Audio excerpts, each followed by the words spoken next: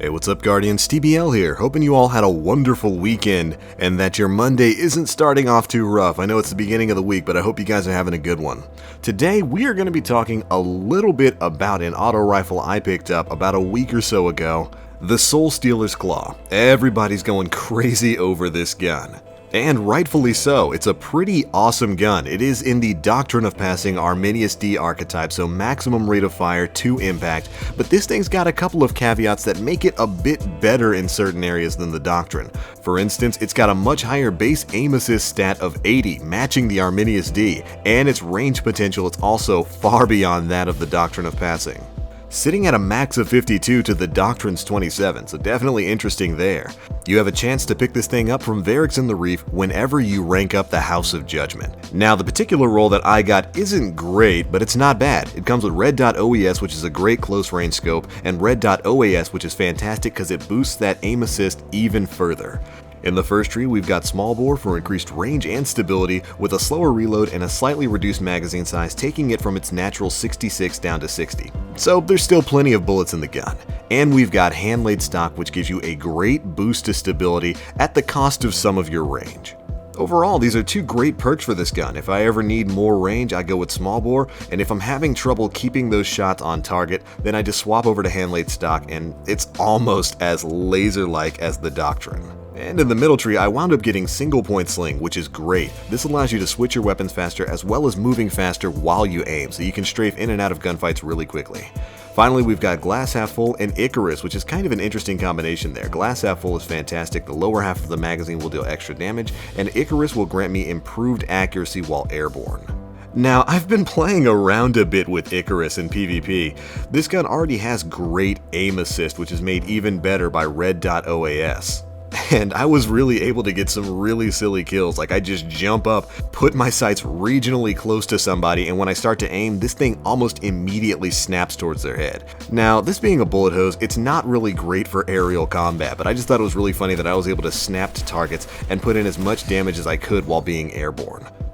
Alright, now, personally, I love this gun. It's a great bullet hose. I've had a lot of fun with it in PvP and PvE. My roll isn't exactly perfect. It's got some good stuff like Red.OAS, hand-laid stock, and certainly single point sling. That pairs up perfectly with stuff like the Chaperone, Invective, or especially Plan C, which I have been running an awful lot of in PvP. Single point sling mixes really well with your high agility classes like my Hunter here. And of the perks that are available in that slot, which I think are Snapshot, Lightweight, Single Point Sling, and Quick Draw, I think Single Point Sling is obviously the best choice of the bunch. As you'll see right here, when I get caught in an awkward situation, being able to almost instantaneously swap over to something like Plan C and then immediately melt somebody is just a wonderful, wonderful thing.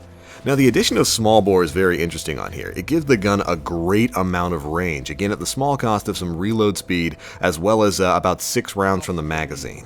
But when I was using it, I was presented with a specific problem, and that was, in certain situations, not really being able to track people as well as I could if I were running hand-laid stock.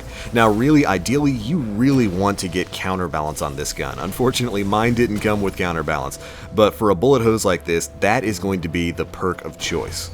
Counterbalance basically completely eliminates horizontal recoil and makes the muzzle climb go straight up, making additional stability on a gun like this almost unnecessary. With counterbalance, it's really easy to control the recoil pattern. So I'm definitely a little sad that I didn't quite get that on this roll. Who knows, maybe on my next one. But thankfully, hand-laid stock is there to give me a helping hand, as it were. Equipping that gives you nearly the maximum amount of stability a gun like this can have without counterbalance, so while it doesn't completely eliminate unnecessary horizontal recoil, it does make the gun easier to handle. And honestly, the slight knock to range that you get for using it wasn't really felt too much by me. If you're within the lethal range of this gun, you're gonna get melted if all those shots land. And believe me, boy is that a good feeling. Now, I found that the gun paired really well with my Gunslinger Hunter due to the ability Gunslinger's Trance, where precision kills will increase your weapon stability and can stack up to 3 times. This perk really helps out with guns like this that kick a little bit like a Bronco. And it allowed me to win some gunfights that, in my opinion, I probably shouldn't have had the upper hand on. So hey, I was definitely happy with that. Now, of course, no such benefit exists for Titans and Warlocks. We kind of just have to hold the L on that one. But again, thankfully, my roll on this gun isn't too hard to control, so long as I'm actually taking the time to aim, which usually, when I'm not being a complete and utter bad, I'm not doing too badly for myself. At optimal range, this thing deals 16 damage for a precision shot, 13 for a body shot, same as the Doctrine and Arminius-D. And I find that with small bore on, I get those 16 precision shots kind of far away. I mean, we're not talking ludicrous distance here. This is definitely a close to mid-range weapon, but I certainly notice myself getting max or near max damage further away than what I would expect for an auto rifle of this archetype. Which, I mean, is good. Mo damage, mo range, mo money, mo better. But alright, again, for those of you wondering how exactly you can get this, you've got to rank up that Varix faction, the House of Judgment, which you can do by playing through Prison of Elders. I think you can get about 1,350 points a week from running the level 32, 34, 35 version of Prison, and then of course you get about 200 per completion of the Challenge of Elders mode, which you can speedrun. Challenge is great if you're looking for a way to grind it out so that you can get a chance at a package.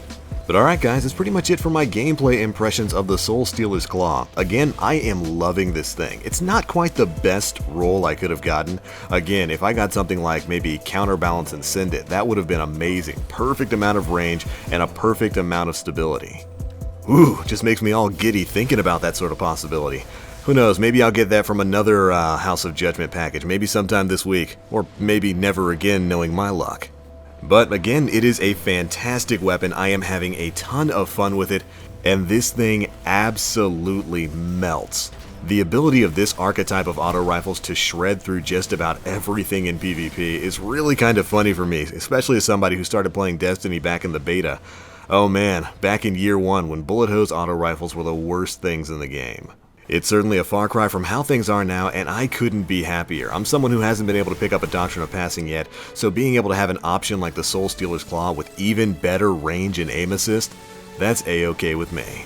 But alright guys, those are my thoughts on the gun. I'm liking it, and I hope you are too. If you've got one, let me know what you think of it in the comment section below, especially if you've got a good roll on it.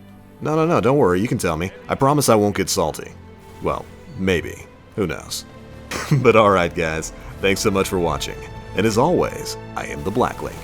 You Guardians, stay frosty.